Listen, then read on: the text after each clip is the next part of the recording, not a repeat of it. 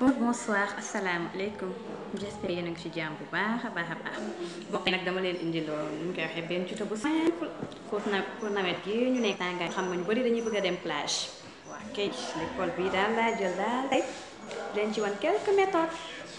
waaw xaale ana seen ay soxla woo pic soxla woo épingle soxla woo pin moom daal soxla woo dara col bi rek nga soxla waaw kay ñu dem bismillah. jël col bi may ko nii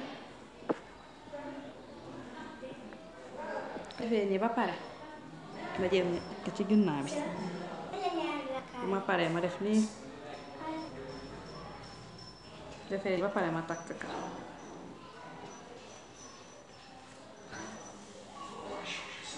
ñu takk ni contrairement à mes vidéos précédentes bi takk bi côté la defee ko defee côté ba pare ma jël gis ngeen bii nekk ci suuf def ko nii gis mu nga defee nii ba pare day ñëw ci naaw ma dugal ko ci suufu kii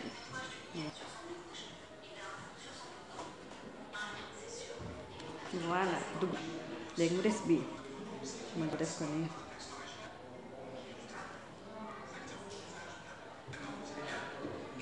gis nga ma warale ko ba pare